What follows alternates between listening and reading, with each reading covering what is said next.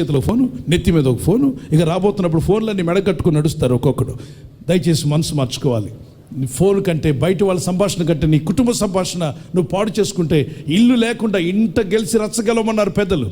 ఇంట్లో సమాధానం లేకపోతే నువ్వు ఎక్కడికి వెళ్ళి సక్సెస్ కాలేవు. బయట పల్లకీల మోత, ఇంట్లో ఈగల మోతట. ఎంత పేరు గొప్పదైనా ఊరు దెబ్బగా చేసుకోవద్దు. నీ ఇంటిని మంచిగా ఉంచుకున్నప్పుడే నీకు ప్రశాంతంగా బయటికి వెళ్ళి పని చేయగలవు. ఇప్పుడు ఈరోజు నీకు పేరు ఉండొచ్చు, కానీ ఇంట్లో నీ భార్య ముందు నీకు పేరుందా, నీ పిల్లల ముందు నీకు పేరుందా, అది అడుగుతాడు దేవుడు. దాన్ని సాక్ష్య జీవితం అంటారు.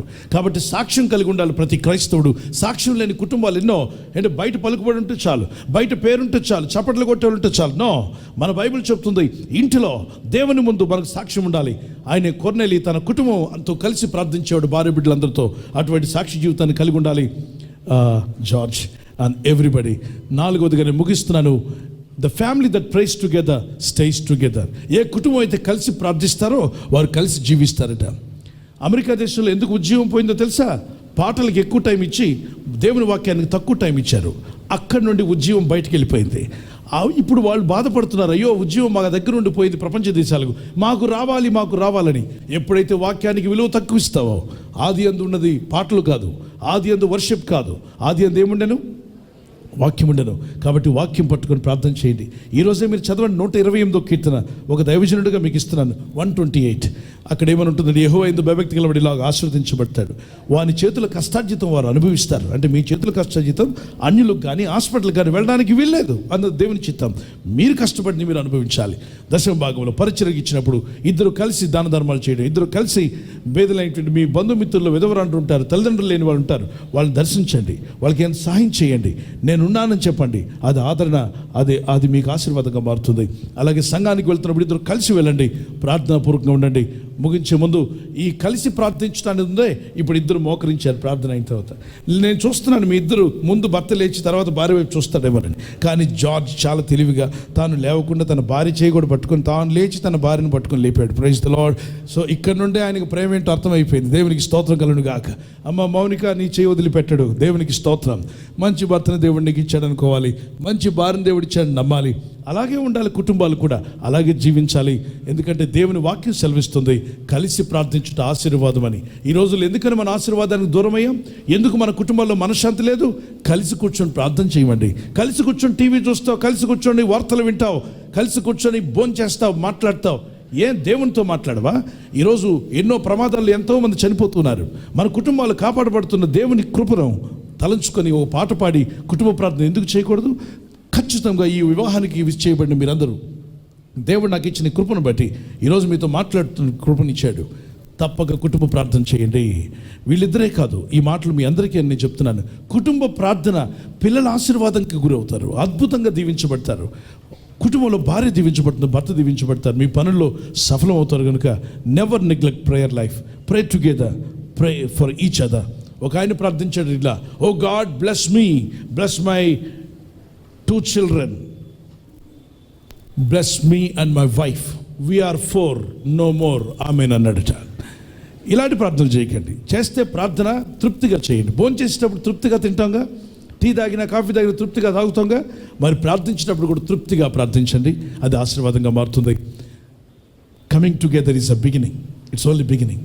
When you walk together each hand in hand, that is called progress. And when you live together till the end of your life, that is success.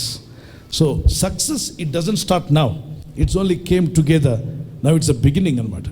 Ee beginning ni ala konasagiste progress, you will have children, you will have family, wonderful family, godly family, then you still continue till the end of your life. నేను చూశాను ఇతర దేశాలు వెళ్ళినప్పుడు 99 సంవత్సరాల ముసలాయన ఆమెను పైకి ఎక్కిస్తున్నాడు ఆ చర్చి గేట్ దగ్గర. ఆమె ఎక్కలేకపోతుంది, ఆమె కూడా పండు ముసలావిడ. ఈ ముసలాయన వదిలిపెట్టి పోడు, రా రా అని ఆమె లాగుతుంటాడు. ఆమె అంటుంది, you don't pull me, I will come wait అంటుంది. ఆమె కాలేదు, నొప్పిగా ఉన్నట్టుంది.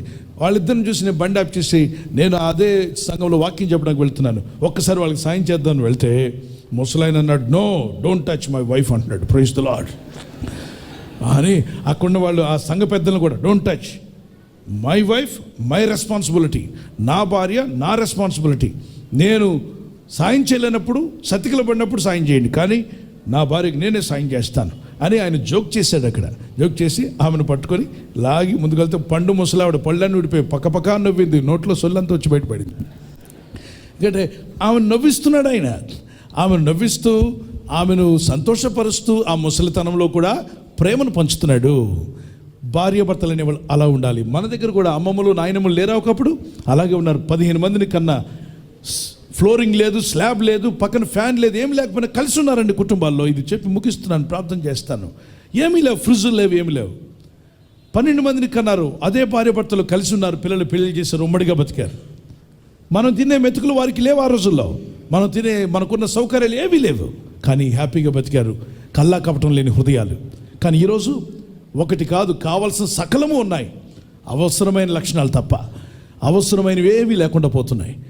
ఇద్దరిని పెంచి పెద్ద చేయడానికి నానా తిప్పులు పడి సస్తున్నారు తప్ప గొడవలు పడుతున్నారు. కానీ 12 మందిని మా నాయనమ్మ ఎలా పెంచింది, మా అమ్మమ్మ ఎలా పెంచిందో ఒకసారి ఆలోచించావా?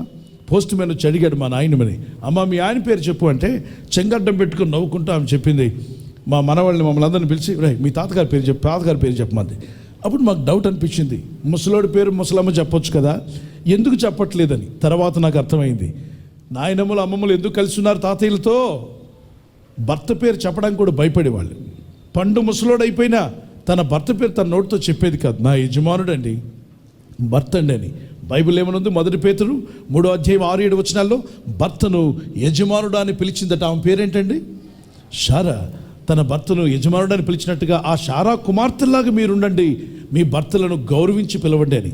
కాబట్టి ఈ రోజు నుండమ్మా ఎప్పుడు కూడా పొరపాటును కూడా జార్జ్ అని పిలవద్దు, జార్జ్ రాజా అని పిలవండి. Praise the lord.